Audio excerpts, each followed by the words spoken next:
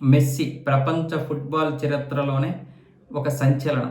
ఇప్పుడు మెస్సీ శకమైతే ముగిసిపోయినట్లుగానే తెలుస్తుంది. నిన్న జరిగినటువంటి ఓటమని కాదు, ఓటమైనా సరే గెలుపైనా సరే రిటైర్మెంట్ ప్రకటించాలనుకున్నాడు. ఎందుకంటే 10 సంవత్సరాల క్రితమే రిటైర్మెంట్ ప్రకటిస్తే అప్పుడు ఎవరు ఒప్పుకోలేదు. 2014లో జర్మనీ చేతిలో చాలా ఘోరంగా ఓడిపోయాడు. 2016లో జరిగినటువంటి ఆ కోపా అమెరికా ఫైనల్లో కూడా చిల్లీ చేతిలో ఆ షూటౌట్ పెనాల్టీ పరాజయంతో చాలా వరకు కుంగిపోయి అక్కడే రిటైర్మెంట్ ప్రకటిస్తే అప్పుడు అభిమానులు ఒప్పుకోలేదు, మాజీ ఆటగాళ్ళు ఒప్పుకోలేదు, ప్రభుత్వం కూడా ఒప్పుకోలేదు. అర్జెంటీనా ప్రభుత్వం కూడా ఒప్పుకోకపోవడంతో మళ్ళీ తన నిర్ణయాన్ని మార్చుకొని మళ్ళీ ఆటలో దిగాడు. అలా దిగడం వల్లే 2022 ప్రపంచ కప్లో గెలిచాడు. అలాగే మరో 2 టైటిళ్లు కూడా గెలుచుకున్నాడు.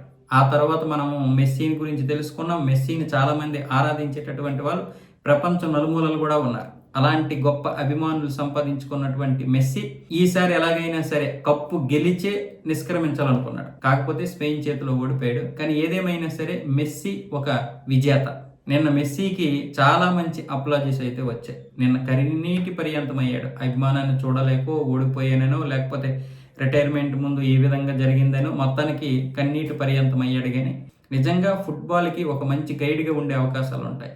రొనాల్డో తర్వాత మెస్సీ అంటారు, కానీ మెస్సీకి కూడా రొనాల్డోకున్నంత ఫ్యాన్ ఫాలోయింగ్ అయితే ఉంది. ఏదేమైనా సరే మెస్సీ ఈ యొక్క ఆటకి ఒక మంచి తుదిరూపు అయితే ఇచ్చాడు. ప్రపంచంలోనే అతిపెద్ద ఆటగా నిల్చోబెట్టినటువంటి వ్యక్తుల్లో మెస్సీ కూడా ఉంటాడు.